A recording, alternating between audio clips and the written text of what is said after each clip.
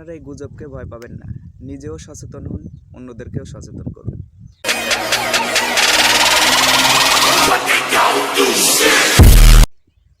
আসসালামু আলাইকুম, কেমন আছেন সবাই? আশা করি সবাই অনেক বেশি ভালো আছেন। তো একটা ভিডিও না বানিয়ে পারলাম না রাসেল ভাইপারকে নিয়ে। আমরা সবাই জানি ভারতবর্ষের মধ্যে সবচেয়ে বিষধর সাপ যদি কোনো সাপের মধ্যে থেকে থাকে সেটা হলো রাসেল ভাইপার। অনেক বিষধর সাপ।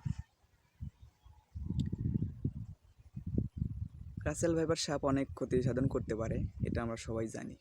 কিন্তু আমাদের সবাই উচিত যে সবাইকে সচেতন করা।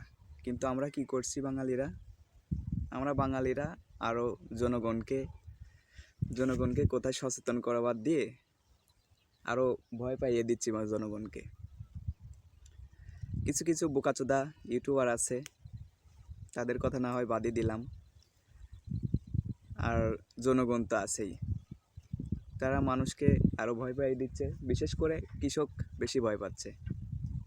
তারা কাজে যাচ্ছে না, মাঠে ভয় পেয়ে ঘর থেকে বের হচ্ছে না, বাড়ি থেকে বের হচ্ছে না। তারা যদি এইভাবে বসে থাকে কাজ বাদ দিয়ে, তারা কি করে খাবে? তাই আমাদের সবার উচিত যে মানুষকে সচেতন করা, ভয় না পাইয়ে মানুষকে সচেতন করা যে কিছু নয়, এটা কিছু নয়। সাপ আছে, হয়তো সব জায়গায় আসতে পারবে না সে। আমাদের দেখে শুনে কাজ করতে হবে। জনগণদের মধ্যে দেখা যাচ্ছে সবচেয়ে বেশি ভয় পাচ্ছে হচ্ছে কৃষকেরা। আমাদের কৃষকেরা মাঠে নামতে পারতেছে না যে সাপ আছে রাসেল ভাইপার, সে অনেক বিষধর সাপ, কামড়ে দিলে পারে আর বাঁচতে পারবো না। তাই আমাদের বিশেষ করে কৃষকদের সচেতন করতে হবে যে ভয় নয়, জয় করতে হবে, ভয় পেলে চলবে না। আর সেই সকল ইউটিউবারদের বলছি বা ফেসবুকে যারা ভিডিও দিচ্ছেন, সচেতনমূলক ভিডিও দেন, মানুষকে ভয় না পাইয়ে সচেতনমূলক ভিডিও দেন। তাহলে হয়তো দেখবেন মানুষের সংসারটাও তো বাঁচবে, মানুষ ভয় পাবে না, মানুষের সংসারটা হয়তো বেঁচে যাবে। মানুষকে ভয় পাওয়াবেন না, আপনারা মানুষকে শুধু শুধু ভয় পাওয়ান। ভয় না পাইয়ে মানুষকে সচেতন করুন, মানুষের পাশে এগিয়ে আসুন।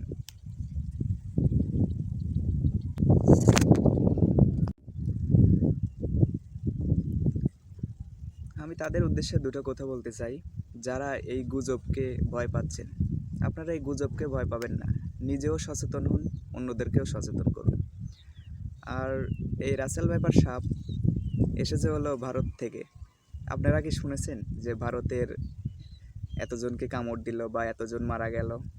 বা সাপ হলো এই 30-40টা বা 70-80টা করে বাচ্চা দিচ্ছে? আপনারা কি কখনো শুনেছেন? যখনই বাংলাদেশে পার হয়েছে তখনই আপনারা গুজবটা শুনতে পারছেন যে 70-80টা করে বাচ্চা দিচ্ছে।